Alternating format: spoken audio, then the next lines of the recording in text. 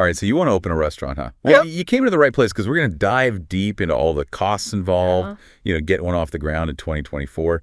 We've got a whole stack of research and articles you sent over. Oh, yeah, this is going to be fun. And we're going to pull out all the need-to-know info so you can make those smart decisions, really get that dream up and running. Yeah, and I think we can connect all this research back to your specific vision. So first things first. What kind of restaurant are we talking about here? What kind of culinary experience are you hoping to create? That's the first question, isn't it? Fine dining, casual bistro, maybe a whole food truck empire. Food trucks are really hot right now. They really are. Yeah. And that dream you've got is going to shape every single decision, especially when it comes to, the money. Oh, absolutely. And it's no secret that fine dining, that's where those costs can really skyrocket. You've got specialized chefs, custom designed everything, all those little details. All those finishing touches, yeah. That create that luxurious experience. Yeah. Yeah, one of the articles was saying that for fine dining, just the kitchen equipment alone can easily run you 6 figures. Wow. Just for the equipment. Yeah. But then on the flip side, food trucks, that can be a much more budget-friendly way to enter the market. Right. You've got lower overhead, a smaller menu, and you can go right to where the customers are. Yeah, you've got that mobility. That's a real plus. But before we get ahead of ourselves, and picture ourselves, cruising around in our food truck. Serving up gourmet tacos. Exactly. We've got to talk location. Yeah. Because that's a huge factor. It's not just about finding a spot with good foot traffic. Right, visibility. You've got to understand the costs associated with different areas. Like those urban centers, those are going to come with premium rents. Oh, for sure. And that can be a real shocker, especially for first-time restaurant owners. Oh, absolutely. I was looking at one of the reports that compared rent costs in several major cities and the difference between a trendy downtown location and, a spot that's maybe just a little bit off the beaten path. The difference was significant. Wow. And that's before you even factor in things like property taxes and insurance. That's what I mean about those hidden costs. Yeah. It's so easy to focus on the big, exciting things. Yeah, the fun stuff. Right. But then those smaller expenses can really add up. Speaking of which, permits and licenses, we can't forget about those. Oh, the paperwork. Right. I was reading that some cities, they have really strict requirements. And those fees, they can really make a dent in your budget. Oh, yeah, absolutely. And the article I was reading mentioned something interesting about liquor licenses. Apparently in certain areas, those things can be incredibly expensive, almost harder to get than a table at the hottest new restaurant. Oh, wow. I had no idea it could be that competitive. Okay, so you've talked about the big picture, but let's break down some of those major startup costs that you'll need to consider. Obviously, there's the lease or purchase of the property, but then there's all the equipment for the kitchen, the dining area. Everything. Everything. All the little details. And it's not just the initial purchase price either, right? Oh, that's right. Yeah, you can't just buy it and forget about it. Yeah. One of the sources was really emphasizing the importance of budgeting for ongoing maintenance. Even a simple thing like a broken oven can really throw a wrench in your operations. Oh, absolutely. And cost you a fortune to fix. Especially if it happens at a really crucial time. Yeah. Yeah, like right before a big dinner rush or something. Yeah, you don't want that. And nowadays, you can't forget about technology. Oh, that's right. Point-of-sale systems, online ordering platforms, all those digital tools. The digital world. That keep everything running smoothly and help you reach those tech-savvy customers. Yeah, POS systems can range from a few $100s for a basic setup to thousands of dollars for a fully integrated system. Wow. So it's really important to do your research there. Find one that fits your needs and your budget. For sure. And when we're talking about those essential tools, let's not forget about marketing and branding. Got to get the word out. You got to create a visual identity that stands out. Yeah. Have a strong brand presence. Yeah. And those costs, they can really sneak up on you. I was actually surprised to see how much professional logo design can cost. It's an investment, but it's a crucial one. Think of your logo as the face of your restaurant. It's what people are going to see on your menus, your website, your social media. It needs to capture the essence of your brand and really make a memorable impression. I like that. The face of your restaurant. Now, speaking of making an impression, let's talk about the dining experience itself. The furniture, the decor, the ambiance you create. Yeah, that atmosphere. That all plays a role in attracting customers and keeping them coming back for more. Absolutely. And those costs can really vary depending on your style and your concept. One of the articles I was looking at suggested getting creative with the decor, repurposing vintage furniture, sourcing local artwork, even incorporating elements of your restaurant's story into the design. That can add a lot of personality and also save you some money. I love that. It's all about finding those creative solutions that reflect your unique vision.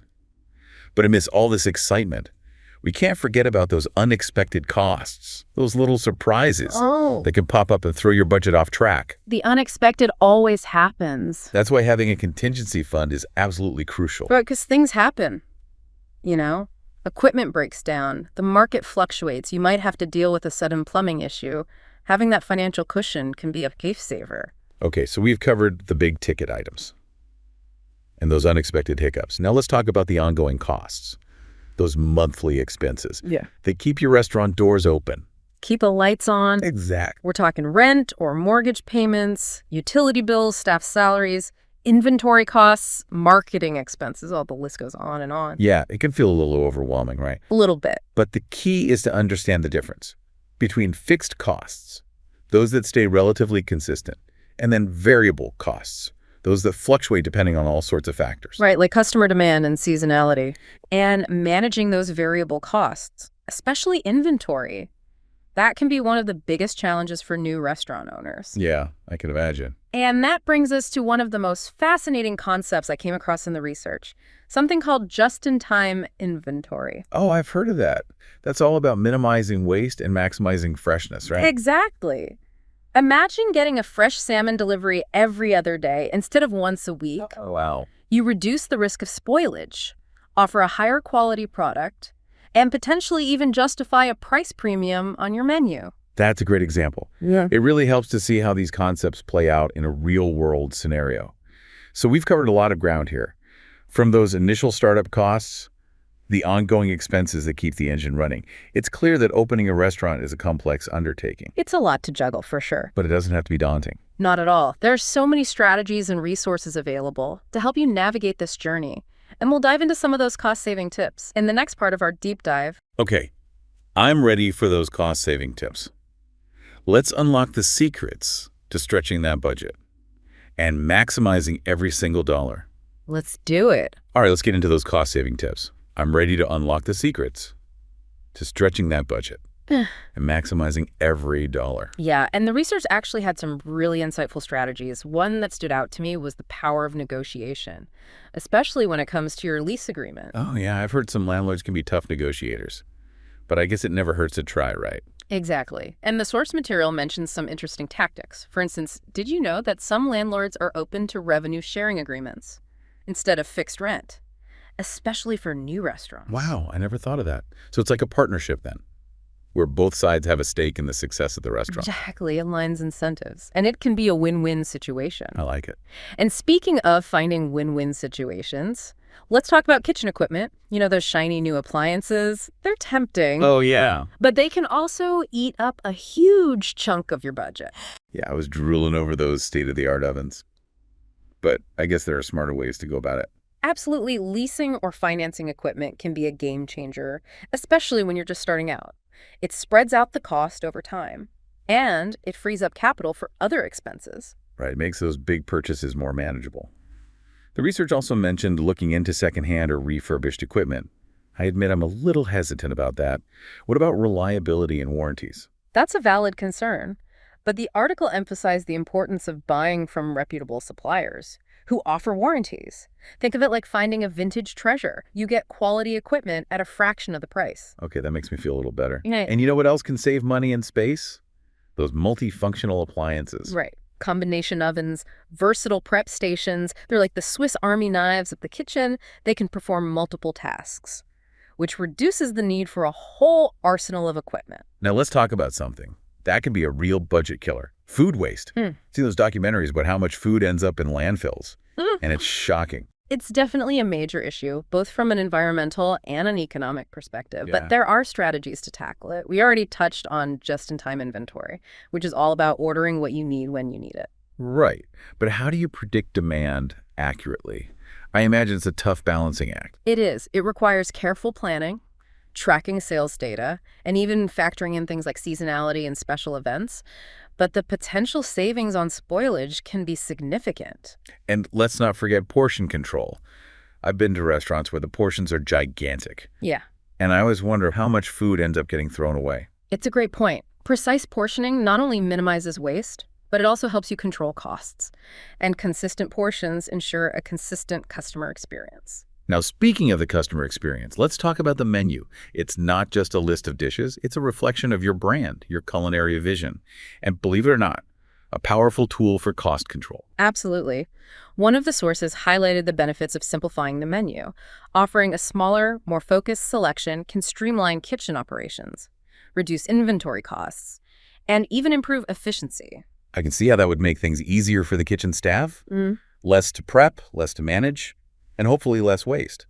But doesn't that limit creativity? Not necessarily. It's about focusing your culinary energy on those signature dishes that really showcase your talent and highlight seasonal ingredients. And it allows you to perfect those dishes and make them exceptional. That makes sense. And I imagine it also makes it easier to manage those fluctuating ingredient costs. Exactly. And speaking of managing costs, let's move on to those ever-present utility bills. They can be a real drain on your budget, but there are ways to be more energy efficient and save money in the process. I'm all ears. I know energy-efficient appliances are a thing, Yeah. but are they really worth the investment? They can be. While they might have a higher upfront cost, those Energy Star-rated appliances can save you significant money over their lifespan. It's like they pay for themselves over time. Okay, that's good to know. What about other energy-saving measures? Lighting, heating, things like that. There are so many options. Switching to LED lighting, installing smart thermostats that regulate heating and cooling efficiently. Even something as simple as using energy-efficient window coverings can make a difference. So it's all about being mindful of energy consumption in every aspect of the restaurant. Exactly. And here's a cost-saving strategy you might not have considered: outsourcing. Outsourcing. Isn't that something big corporations do? Not at all. Even small businesses can benefit from outsourcing certain tasks. Think about things like marketing, accounting, even cleaning services. It allows you to focus on your core competencies, creating delicious food and providing exceptional service. Right. It frees up time and energy to focus on the heart of the business. Exactly. And outsourcing can often be more cost-effective than hiring full-time employees for those specialized tasks. Now, we've covered a lot of ground here, from lease negotiations to energy-efficient appliances to the art of outsourcing. It's clear that there are so many factors to consider. When it comes to running a successful restaurant, it's not just about the food. It's about being savvy, resourceful, and constantly looking for ways to improve efficiency and manage costs. And that brings us to a crucial point that the research emphasized. It's not just about minimizing costs. It's about finding that sweet spot between quality, value, and profitability. So true. You can't cut corners on everything. You want to create an experience that people love, that keeps them coming back for more. But before we get lost in the delicious details, let's shift gears and explore that final piece of the puzzle: the ongoing financial management of your restaurant. Okay, so we've navigated those startup costs, explored some clever ways to trim expenses. Now it's time to chart a course for smooth sailing once those restaurant doors swing open. Right, and it's all about having a solid understanding of your restaurant's financial heartbeat. One of the reports you sent over had a fantastic analogy. They compared managing a restaurant's finances to sailing a ship. Oh, I like that. I'm intrigued. Lay it on me. Well, imagine your fixed costs. Rent, salaries, those predictable expenses, they're like the hull of the ship, providing stability. Then you have your variable costs. Inventory marketing, those expenses that ebb and flow, they're like the sails, catching the winds of customer demand and market fluctuations. I love that analogy, and it makes those abstract concepts so much more tangible. Oh. So how do you keep the ship from capsizing when those financial winds pick up? That's where smart financial management comes in. And the first step is having a clear system for tracking your income and expenses. One of the articles recommended using a software program specifically designed for restaurants. Makes sense. Those programs probably have features that cater to the unique needs of the industry. I'm guessing they can help with things like inventory management and payroll too. Absolutely.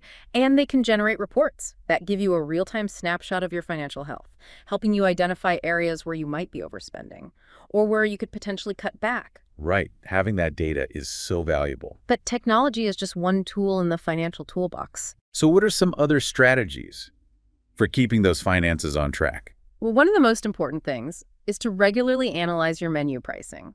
You want to make sure you're charging enough to cover your costs and make a profit. But you also don't want to price yourself out of the market. It's a delicate balance for sure. You want to offer value to your customers, but you also need to make sure your business is sustainable. Exactly. And that's where understanding your food costs comes in. You need to know how much each dish is costing you to make, so you can price it accordingly. That makes sense. But how do you calculate those costs? It seems like a lot of ingredients go into each dish. It does take some effort, but the payoff is worth it.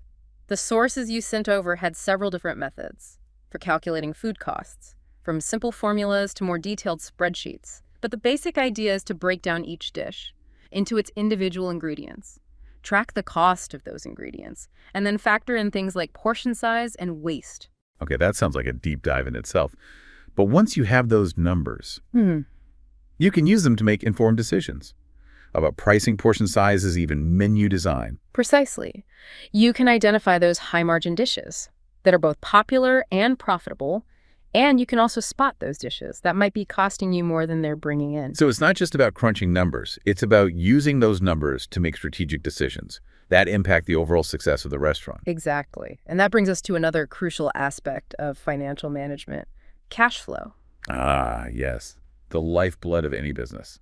I'm guessing this is where things can get tricky, especially in those early months when you're still building a customer base. You're absolutely right. Managing cash flow is essential for covering those recurring expenses like rent and payroll, even when sales are unpredictable. One of the reports highlighted the importance of having a cash flow projection, essentially a forecast of your income and expenses over a certain period of time. So it's like a financial roadmap.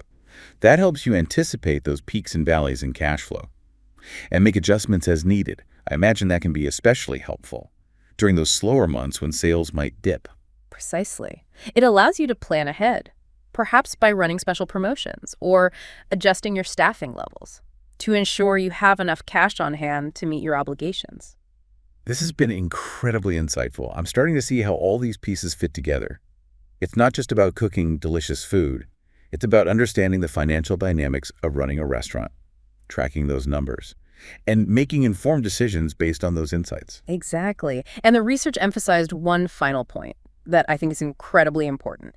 Seek out expert advice. Don't be afraid to reach out to financial advisors, accountants, even experienced restaurant owners who can offer guidance and mentorship. That's such great advice. It's like having a seasoned captain on board to help you navigate those choppy financial waters. Well, we've covered a lot of ground here, from those initial startup costs to the intricacies of ongoing financial management. It's been quite a journey, and I think we've equipped you with valuable insights and actionable strategies to help you turn that restaurant dream into a reality. Absolutely. And remember, building a successful restaurant is a marathon, not a sprint.